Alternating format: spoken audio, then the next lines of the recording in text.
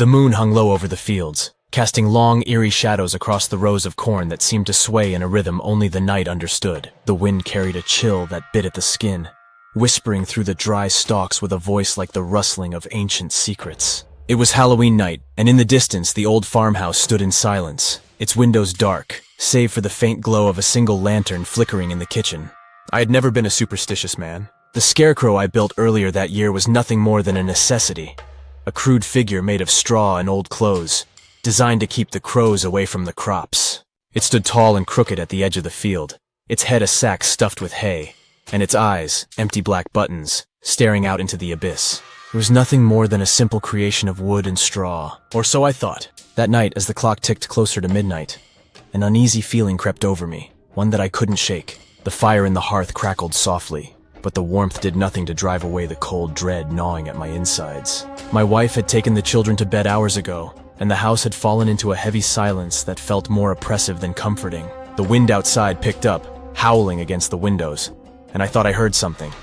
Faint, distant, but unmistakable. A creaking sound, like old wood straining against itself. My first thought was of the barn, perhaps a loose door or a forgotten tool left out in the elements.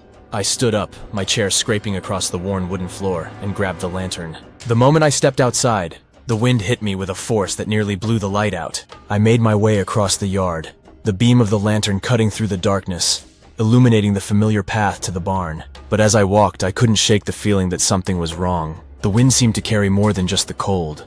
It carried a presence, a feeling of being watched. I glanced toward the field where the scarecrow stood, its outline barely visible against the black of the night. For a moment I thought I saw movement, a twitch, a shift in the scarecrow's stance. But when I focused, it was still again, standing just as I had left it. I cursed myself for letting my imagination get the better of me and turned back toward the barn. But the feeling of unease didn't fade. It grew stronger, more insistent. The barn door creaked open with a groan, and the warmth of the animals greeted me. A welcome reprieve from the chill outside. I walked down the row of stalls, checking each one, but everything was as it should be. I was about to turn back when I heard it again. A creak, closer this time, and followed by a rustling sound like something dragging across the floor. My heart thudded in my chest as I spun around, the lantern swinging wildly in my hand. The light flickered, casting long, erratic shadows that danced across the walls. At first I saw nothing, just the familiar interior of the barn. But then, in the corner, just beyond the reach of the lantern's glow, something moved. It was the scarecrow. It stood there, in the middle of the barn, where it had no right to be. My breath caught in my throat as I took a step back, the lantern trembling in my grasp. The scarecrow's head tilted ever so slightly, the buttons of its eyes catching the light, making them glint with an unnatural shine. "How?" I began, but the words died in my throat as the scarecrow took a step forward, the straw-stuffed legs moving with an eerie, almost fluid motion. I stumbled back, nearly dropping the lantern as I bolted for the door. My mind raced, trying to make sense of what I was seeing. It couldn't be real. It had to be a trick of the light, my tired mind playing games with me. But the sound of those footsteps, heavy, deliberate, echoed in the barn, growing closer with each passing second. I burst through the door and into the night, the cold air hitting me like a slap to the face. My eyes darted to the field where the scarecrow had once stood, now nothing more than an empty post. Panic surged through me and I ran for the house, the lantern swinging wildly, casting erratic beams of light across the yard. As I reached the porch, I heard it, a low guttural growl, deep and menacing, coming from somewhere behind me.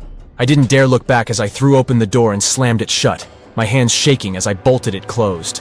The house was silent, too silent. The only sound was the pounding of my heart in my ears. I stood there, lantern still clutched in my hand, my breath coming in ragged gasps. I waited, straining to hear anything outside.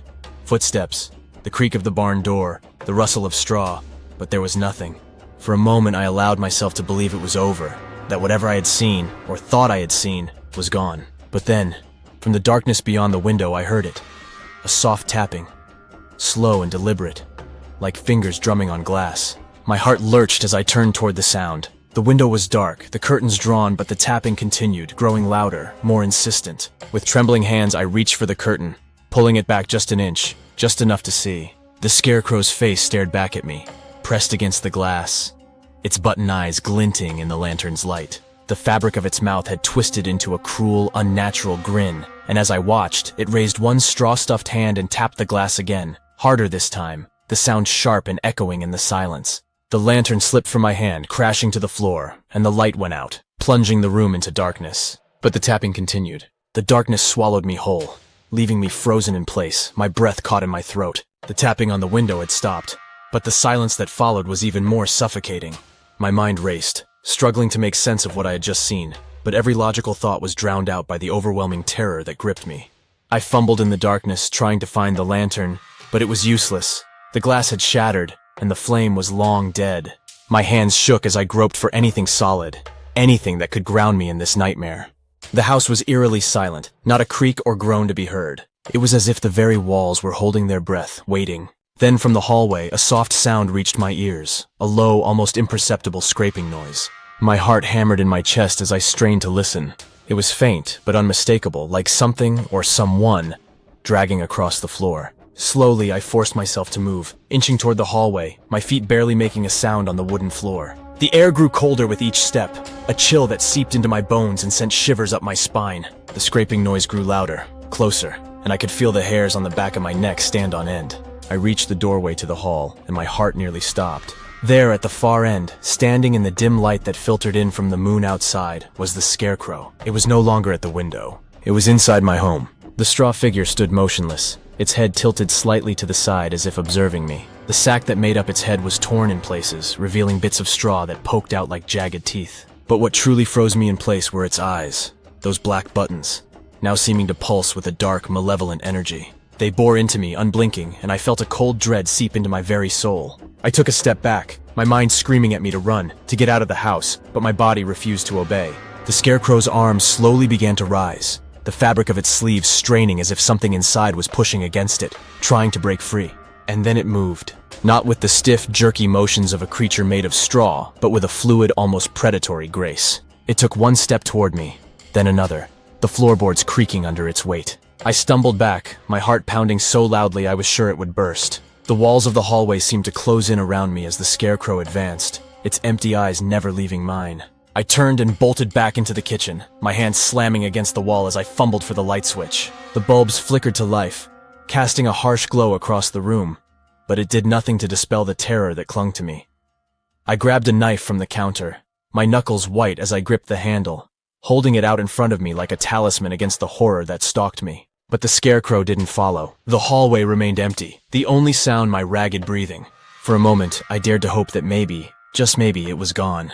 That hope was shattered when I heard a soft, creaking groan from the stairs leading up to the second floor. My blood ran cold as I realized where it was headed, toward the bedrooms, where my family slept, Bliss, fully unaware of the nightmare that had invaded our home. "No," I whispered, my voice barely more than a breath. "No, please." Without thinking, I ran toward the stairs, knife still clutched in my hand. The steps groaned under my weight as I took them two at a time, the pounding of my heart drowning out everything else. I reached the top and froze. The Scarecrow stood at the end of the hallway, just outside my children's bedroom door. It turned its head slowly to face me, that twisted grin still etched into its sackcloth face. I could see the straw poking out from the seams of its mouth, and in the dim light, it almost looked like teeth. Jagged, uneven teeth. "Get away from them!" I screamed, my voice breaking as I charged forward. But the Scarecrow didn't move. It just stood there watching me, as if mocking my desperation. I raised the knife, ready to strike, but before I could reach it, the door to the bedroom creaked open. My wife stood in the doorway, her face pale and drawn, her eyes wide with confusion and fear. "What's going on? What's happening?" she asked, her voice trembling. Before I could respond, the Scarecrow lunged forward, moving faster than anything made of straw should. It slammed into my wife, knocking her to the ground with a force that sent her skidding across the floor. She screamed, a sound that cut through me like a knife, and I felt my blood turn to ice. I charged at the Scarecrow, swinging the knife wildly, but it was too late. It had already pinned her to the floor, its straw-filled hands gripping her arms with a strength that belied its ragged appearance. I brought the knife down with all my might, but it was as if I was stabbing into solid wood. The blade barely made a mark, and the Scarecrow didn't even flinch. My wife's screams filled the air, a sound of pure, unadulterated terror. The Scarecrow's head twisted toward me, and for a brief moment I saw something in its eyes. Something dark, ancient, and filled with an unfathomable malice. I tried to pull the Scarecrow off her, my hands scrabbling at the rough fabric, but it was like trying to move a boulder. It was so strong, impossibly strong. My wife's screams grew weaker, her voice hoarse from the effort, and I knew I was losing her. And then, just as suddenly as it had attacked, the Scarecrow released her. It stood up, its button eyes boring into mine as if daring me to stop it. I didn't have time to think, only to act. I grabbed my wife's arm, pulling her away from the monstrosity that had invaded our home. She was shaking, her skin cold to the touch, and I could see the red marks where the Scarecrow's hands had gripped her, deep bruises already forming. "We have to get out of here," I whispered, my voice thick with fear. "We have to leave now." But as I helped her to her feet, the Scarecrow moved again, blocking our path. Its mouth twisted into that grotesque grin, and I knew then that it wasn't just after me. It wanted us all. I tightened my grip on the knife, knowing it was useless, knowing that this thing, whatever it was, couldn't be stopped by anything as simple as a blade. But I had to try. I had to protect my family. I lunged at the Scarecrow, slashing at it with the knife, but it was like cutting through air. It moved with an unnatural speed, dodging my strikes with ease. And then it was on me, its hands gripping my shoulders with a force that made my bones ache. It lifted me off the ground, and for a brief moment, I was eye to eye with the thing that had turned my life into a living nightmare. And then it threw me. I hit the wall with a bone-jarring thud, the impact knocking the breath from my lungs. Pain exploded through my body, and I crumpled to the floor, gasping for air. I could hear my wife's sobs, hear the soft footsteps of the Scarecrow as it moved toward me, but I was too weak, too broken to fight back. The last thing I saw before the darkness claimed me was the Scarecrow's face, grinning down at me, its button eyes gleaming with a sinister light. And I knew in that moment that this was only the beginning. The Scarecrow's curse had been unleashed, and it wouldn't stop until it had taken everything from me. When I regained consciousness, the world was a blur of pain and disorientation. My head throbbed, and every breath sent sharp, stabbing pains through my ribs. The house was quiet, too quiet. The silence was suffocating, pressing down on me like a weight I couldn't shake. I struggled to sit up, my vision swimming as I tried to make sense of what had happened. The last thing I remembered was the Scarecrow, its twisted, grinning face looming over me as it threw me across the room like a rag doll. My body protested every movement, but I forced myself to stand, gripping the wall for support. My legs wobbled beneath me, and I had to take a moment to steady myself before I could move. The house was dark, the only light coming from the faint glow of the moon filtering through the windows. The air was cold, and I could see my breath misting in the dim light. I had to find my wife, my children. I had to make sure they were safe. I stumbled down the hallway, my steps echoing in the stillness. The door to our bedroom was ajar, and a cold dread settled in my stomach as I pushed it open. The room was empty, the bed untouched. Panic surged through me as I turned and made my way to the children's room, fear gnawing at my insides with every step. The door was slightly open, just as I had left it. I pushed it wider, my heart hammering in my chest as I peered inside. The beds were empty. The sheets were rumpled as if they had been slept in, but there was no sign of my wife or the children. I felt the ground tilt beneath me, and I had to steady myself against the door frame to keep from collapsing. They were gone. My family was gone. But where? Had they escaped? Had the Scarecrow? No, I couldn't think like that. I couldn't let myself go down that dark path. There had to be an explanation, some way to make sense of this nightmare. I turned away from the empty room, my mind racing. I had to search the house, look for any signs of where they might have gone. But as I made my way back down the hallway, I heard it. A faint, rhythmic tapping sound, like something knocking against wood. The sound sent a chill down my spine. It was coming from downstairs, near the back of the house. I hesitated, every instinct screaming at me to run in the opposite direction, but I couldn't leave without knowing what had happened to my family. I couldn't leave them behind. I forced myself to move, each step heavy with dread. The tapping grew louder as I descended the stairs, a steady, relentless rhythm that set my teeth on edge. The kitchen was dark, but I could see a faint light coming from the back door, where the glass pane looked out onto the fields. My heart sank as I realized what the sound was. The Scarecrow was outside, tapping on the glass, just as it had done before. I approached the door cautiously, my hands shaking as I reached for the handle. I had no weapon, nothing to defend myself with, but I couldn't stay in the house and wait for whatever was out there to come for me. I had to face it. I swung the door open, bracing myself for the worst, but the Scarecrow wasn't there. Instead, I was met with a sight that turned my blood to ice. My wife stood in the middle of the yard, her back to me, illuminated by the pale light of the moon. Her posture was rigid, unnatural, as if she were frozen in place. The wind whipped around her, tugging at her nightgown. But she didn't move, didn't react. "Anna?" My voice cracked as I called out to her, but she didn't respond. She remained motionless, her head tilted slightly to the side as if listening to something only she could hear. I stepped outside, the cold night air biting at my skin, and slowly made my way toward her. My heart pounded in my chest, a sickening dread settling in my gut with every step. Something was wrong, terribly, horribly wrong. As I got closer, I could see that her hands were hanging limply at her sides, her fingers twitching ever so slightly. Her hair was matted, and there was something dark and wet glistening on her neck. I felt a lump form in my throat as I reached out to touch her shoulder. "Anna?" I whispered, my voice trembling. She turned to face me and my heart nearly stopped. Her eyes were wide and vacant, staring past me as if I weren't even there. Blood trickled from the corners of her mouth, staining her lips a deep crimson. Her skin was pale, almost translucent in the moonlight, and I could see the faint outline of veins beneath the surface. But it was her smile that terrified me the most. It was the same twisted grin I had seen on the Scarecrow's face, a smile that didn't belong to her, a smile that spoke of something dark and malevolent. She took a step toward me and I stumbled back, my mind reeling. This wasn't my wife, not anymore. Something had taken her, something evil and unnatural. I could feel it in the air, a presence that clung to the very ground beneath our feet. I wanted to run, to flee from the nightmare that had consumed my life, but I couldn't leave her.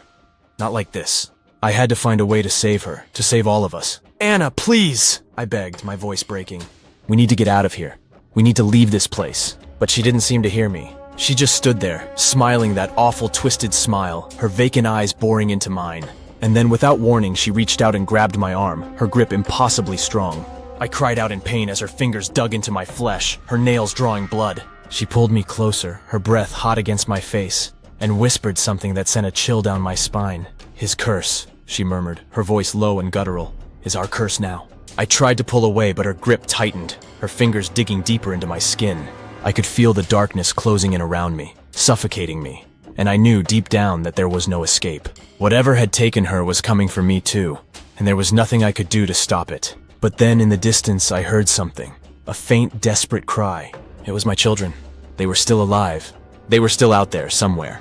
With a surge of adrenaline, I wrenched myself free from her grasp and ran toward the sound, my heart pounding in my chest. The wind howled around me, and I could feel the presence of the Scarecrow, lurking in the shadows, waiting for its moment to strike. But I didn't care. I had to find my children. I had to save them. As I ran, I could hear my wife's laughter behind me, a cold, hollow sound that echoed in the night. It wasn't her laughter.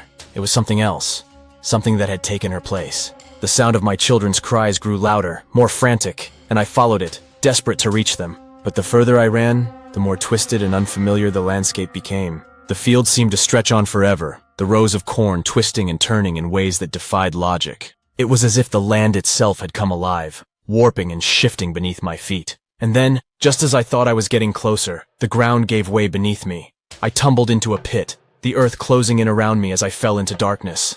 The last thing I saw was the Scarecrow's face, grinning down at me from the edge of the pit, its eyes glowing with an unnatural light. And then everything went black. When I awoke, the world was a haze of darkness and pain. My body ached from the fall, every muscle screaming in protest as I tried to move. Dirt and debris clung to my skin, and the air was thick with the scent of damp earth. For a moment, I wasn't sure if I was dead or alive. But then I heard it. A sound that brought me back to reality with a jolt. It was the soft, desperate cries of my children. The fog in my mind cleared, and I forced myself to sit up, ignoring the sharp pains that shot through my body. The pit I had fallen into was deep, but the walls were rough, giving me something to grip onto. The cries grew louder, more urgent, and I knew I had to act quickly. With a surge of determination, I scrambled to my feet, clawing at the dirt walls as I began to climb. My fingers bled, my muscles screamed, but I pushed through the pain. I had to get out. I had to save them. The climb seemed to take an eternity, but finally I reached the top, pulling myself out of the pit and onto solid ground. The air was thick with mist, and the landscape around me was twisted and unfamiliar, as if the land itself had been warped by the darkness that had taken hold of it. But I couldn't think about that now. My children were out there, somewhere in this nightmarish place, and I had to find them. I staggered forward, my heart pounding in my chest, my mind racing with fear and determination. The cries were closer now, coming from just beyond a dense thicket of trees that seemed to have sprung up out of nowhere. I pushed through the tangled branches, my hands shaking, until I emerged on the other side. There they were, my children, huddled together at the base of an old, gnarled tree, their faces streaked with tears and dirt. Relief washed over me, and I nearly collapsed to my knees in gratitude.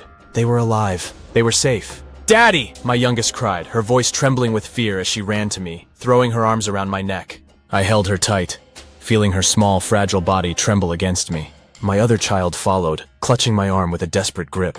"We were so scared," my older child whispered, her voice cracking with emotion. "We didn't know where you were. The Scarecrow, it came after us." "I know," I said, my voice rough with emotion as I pulled them both close. But we're together now, and I'm not going to let anything happen to you. We're getting out of here." But even as I said the words, I could feel the presence of the Scarecrow lurking in the shadows, watching us with those cold, empty eyes. The air was thick with malevolence, and I knew that we weren't safe yet. We had to find a way to break the curse, to rid ourselves of the evil that had taken hold of this land. And then, as if in answer to my desperate thoughts, a soft, warm light began to glow from the base of the tree. I turned, my heart skipping a beat as I saw it. A small, ancient-looking stone embedded in the roots of the tree, glowing with a gentle, golden light. The light seemed to pulse, as if in rhythm with the beating of my heart. I didn't know how I knew, but deep down, I felt it in my soul. This stone, this ancient, forgotten relic, was the key to breaking the curse. With trembling hands, I reached out and touched the stone. The moment my fingers brushed against it, a wave of warmth washed over me, driving away the cold and fear that had gripped me for so long. The light from the stone grew brighter, filling the clearing with its golden glow, and I felt the darkness around us begin to recede, as if the very land was being cleansed. I looked down at my children, who were watching in wide-eyed awe, and smiled. "It's going to be okay," I whispered, feeling hope swell in my chest for the first time in what felt like an eternity. But just as the light seemed to reach its peak, a shadow loomed over us. I looked up, my heart sinking as I saw the Scarecrow standing at the edge of the clearing, its eyes burning with a dark, unnatural light. The twisted grin on its face was gone, replaced by a look of pure, unbridled rage. The Scarecrow lunged toward us, its straw-stuffed arms outstretched. But before it could reach us, the light from the stone erupted in a brilliant flash. The Scarecrow froze in place, its body trembling as the light washed over it, driving the darkness from its form. I watched in awe as the Scarecrow began to unravel, the straw and fabric that made up its body disintegrating into the air like dust on the wind. The buttons that had served as its eyes fell to the ground, rolling away into the shadows. The malevolent presence that had filled the air was gone, replaced by a sense of peace and calm that I hadn't felt in years. The Scarecrow was gone. The curse was broken. I dropped to my knees, overwhelmed by the sudden release of tension, and pulled my children close, holding them tight as the last remnants of the nightmare faded away. The light from the stone dimmed, its work complete, until it was nothing more than a faint glow in the roots of the tree. Tears filled my eyes as I looked up at the sky, now clear and free of the mist that had choked the land. The moon shone brightly above, casting a gentle light over the fields, and I knew, deep in my heart, that we were finally free. My wife, whom I had feared was lost to the darkness, emerged from the shadows, her face no longer twisted in that horrible grin. She was pale and shaken, but her eyes were clear, filled with love and relief as she ran to us, pulling us into a tight embrace.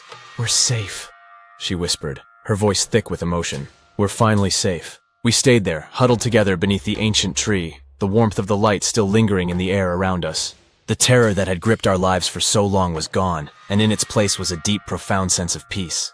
As dawn began to break on the horizon, casting the first light of a new day over the land, I knew that we had been given a second chance. The curse of the Scarecrow had been lifted, and we could finally begin to heal. We left the farm that morning, never to return. But the memory of that night, and the knowledge that we had faced, the darkness and come out the other side, stayed with us always.